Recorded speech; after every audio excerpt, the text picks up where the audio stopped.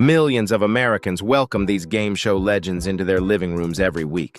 But how much did anyone really know about the lives they were forced to keep off camera? During television's golden age, fame often came with an unwritten rule: protect your career by protecting your secrets. In this video, we'll revisit the remarkable stories of beloved stars whose private lives became the subject of speculation, quiet understanding, or later confirmation, and discover how Hollywood's culture of silence shaped the people behind the smiles. Some stories are heartbreaking, some surprising, and one may change the way you remember classic television forever. Paul Lynde. There was one question America seemed to know the answer to, yet no television host ever dared ask it. Peter Marshall hosted more than 5,000 episodes of Hollywood Squares. But that question never appeared on the card. From 1968 to 1981, Lynde occupied the famous center square 732 times, becoming one of the most recognizable faces on television. Viewers also loved him as Uncle Arthur on Bewitched, and later as the voice of Templeton in Charlotte's Web. His wit was razor-sharp, and his jokes often hinted at truths he could never say openly. When Marshall asked why the Hells Angels wore leather, Lynde famously answered, "Because chiffon wrinkles too easily." The audience erupted with laughter while television executives quietly ignored the obvious double meaning. As long as the ratings stayed high, nobody wanted to ask what those jokes really meant. Behind the laughter, however, was a man carrying enormous private pain. In July 1965, Lynde was staying at San Francisco's Sir Francis Drake Hotel with actor James Davidson after a night of drinking. During the night, Davidson fell from the 8th floor window and died.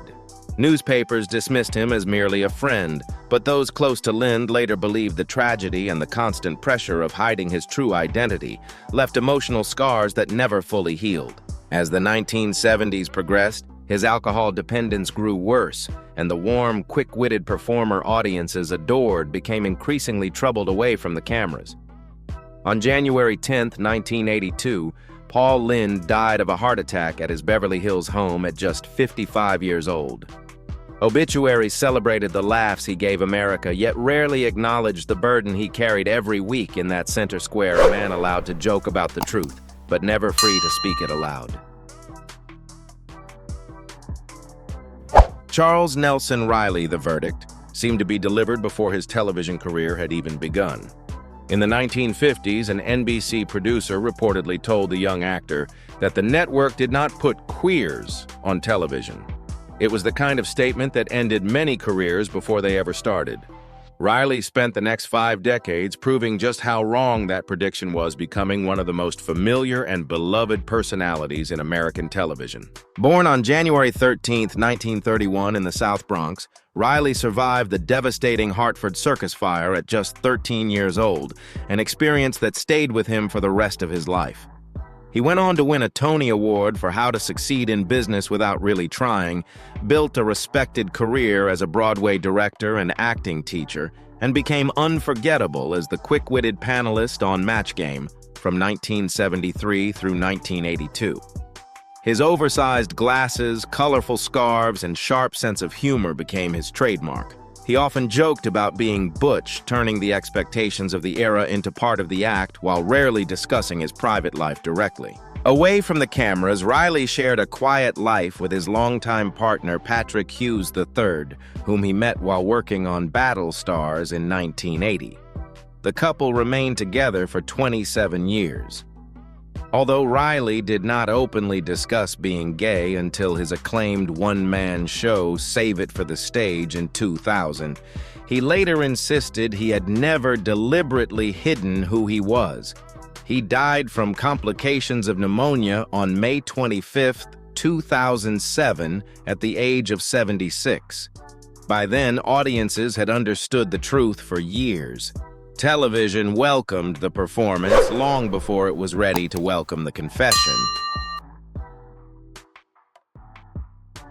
Vincent Price, for a man who built his career around mystery, perhaps the greatest mystery was one his own daughter spent years trying to understand.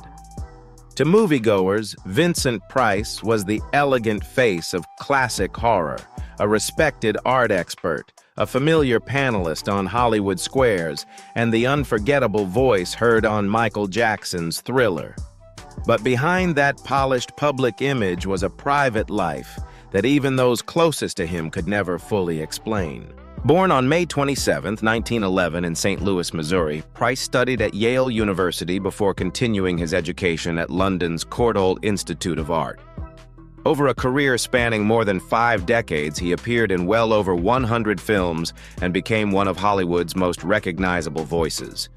Whether portraying refined villains or charming television audiences with his dry wit, he projected intelligent sophistication and effortless charm. Years after his death, his daughter Victoria Price reflected on memories that led her to believe her father may have had intimate relationships with men. She emphasized that she could never know with complete certainty, but recalled dinner parties where many of his closest friends appeared to be same-sex couples, even though such relationships were rarely discussed openly in that era. When Victoria came out to her father as a lesbian, he responded with immediate warmth and understanding. He never spoke publicly about his own sexuality, but his quiet acceptance left a lasting impression on her.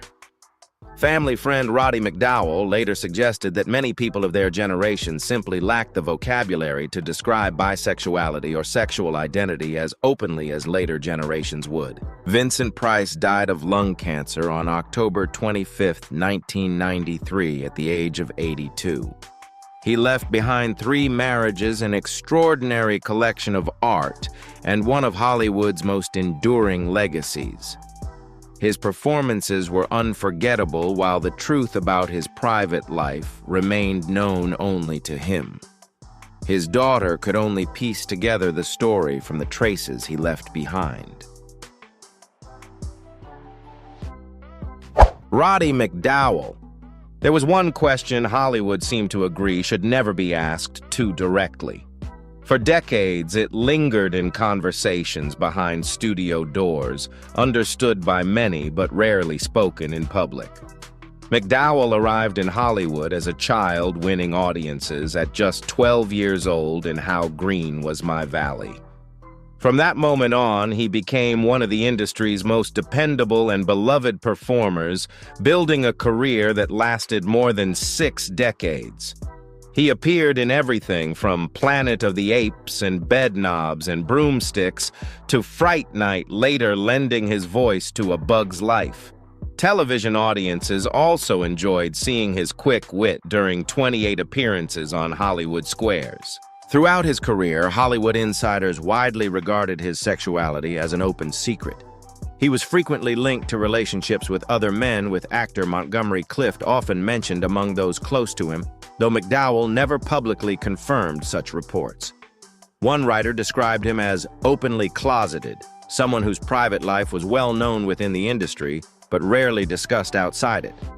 Whenever the subject surfaced in interviews, McDowell usually responded with his trademark smile and graceful discretion, choosing silence over explanation. Away from acting, he became one of Hollywood's most respected photographers and an avid collector of film memorabilia.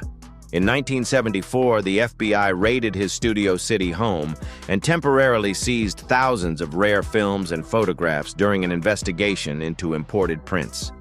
McDowell was never charged with any crime, and much of the collection was eventually returned. Later, he donated thousands of photographs to the Academy's Margaret Herrick Library, preserving priceless memories of Hollywood's golden age. Roddy McDowell died of lung cancer on October 3, 1998, at the age of 70. He answered nearly every question audiences asked about his remarkable career. The one about his private life remained his alone to answer, and he chose to leave it that way. Raymond Burr. Every week on Perry Mason, he asked the question that mattered most, who was truly innocent. On screen, the answer always emerged before the final commercial break. Off-screen, however, Burr spent much of his life carefully protecting a story that was far more complicated than the one audiences believed. From 1957 to 1966, Burr became one of the most trusted and admired faces on American television.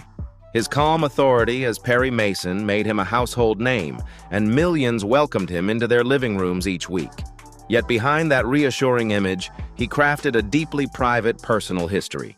Over the years, he spoke of wives who had supposedly died a son lost to leukemia and military service that later biographers found could not be verified. Much of that narrative has since been viewed as an effort to explain why one of television's biggest stars lived alone and never remarried. What was genuine was his lifelong partnership with Robert Benavides. The two met while Perry Mason was beginning production in 1957 and remained together for the next 35 years. They shared a home and vineyard near Healdsburg, California, building a quiet life far removed from Hollywood's spotlight. Burr rarely discussed the relationship publicly, but those closest to him understood its importance. Raymond Burr died there on September 12, 1993, at the age of 76. After his passing, Benavides openly acknowledged the life they had shared together. It was a fitting ending for a man whose biography would later be titled Hiding in Plain Sight. Perry Mason built his reputation by uncovering hidden truths. Raymond Burr devoted much of his own life to making sure some truths remained deeply personal. Tom Poston, despite appearing on countless television programs, there was one subject he never seemed interested in discussing himself. Audiences knew him as the gentle, self-deprecating comedian who could earn a laugh with little more than a puzzled expression. His private life, however, remained exactly that private. Born on October 17, 1921 in Columbus, Ohio, Poston served as a U.S. Army Air Forces pilot during World War II before finding his true calling in comedy. He first gained national attention as a regular on The Steve Allen Show, where his understated humor made him an audience favorite. Over the years, he became a familiar face on television sitcoms, variety shows, and game shows, including 21 appearances on Hollywood Squares. He was never the loudest person on the panel, but his quiet timing and effortless charm often stole the scene. Unlike many celebrities of his era, Poston rarely invited the public into his personal life. He married 3 times, and in 2001, he married actress Suzanne Pleshette, a longtime friend whose relationship with him stretched back decades. Their late-life marriage was widely admired as a story of enduring friendship that finally became romance. After Pleshette died in January 2008, Poston passed away just 4 months later on April 30, 2008, from respiratory failure at the age of 86. Tom Poston left behind a career built on warmth rather than controversy. While many performers chased headlines, he seemed content to let his work speak for itself. In an industry often driven by publicity, his greatest performance may have been remaining simply and unmistakably Tom Poston. Wally Cox for years. One question followed his name without ever receiving a clear answer. Oddly enough, the person who came closest to addressing it was not Wally Cox himself, but his lifelong friend Marlon Brando. To television audiences, Cox was the gentle, soft-spoken schoolteacher on Mr. Peepers, and a familiar face on Hollywood Squares, where he appeared an impressive 97 times. With his glasses, quiet humor, and unassuming manner, he seemed to embody kindness in an industry often known for larger-than-life personalities. Cox and Brando had been friends since their teenage years in New York, long before either became famous. Their bond endured through decades of changing careers and public attention. Brando once remarked that if Wally had been a woman, he would have married him, and they would have lived happily ever after. It was one of several deeply affectionate comments that fueled years of speculation, although neither man ever publicly described their relationship as romantic. Wally Cox died of a heart attack on February 15, 1973, at only 48 years old. Brando was devastated by the loss. According to family members and close friends, he kept Cox's ashes for more than 3 decades, often speaking to the urn and treating it as though his friend were still nearby. When Brando died in 2004, his wishes were honored, and the ashes of both men were scattered together in Death Valley. Cox's former wives always maintained that the friendship had never been romantic. No public confession ever settled the question, and no document offered a definitive answer. What survived instead was the extraordinary devotion between 2 men whose lifelong bond remained one of Hollywood's most enduring mysteries. Sometimes history remembers the gestures more vividly than the explanations. Thank you for watching. Don't forget to like, share, and subscribe to the channel so you don't miss any new videos. See you in the next one.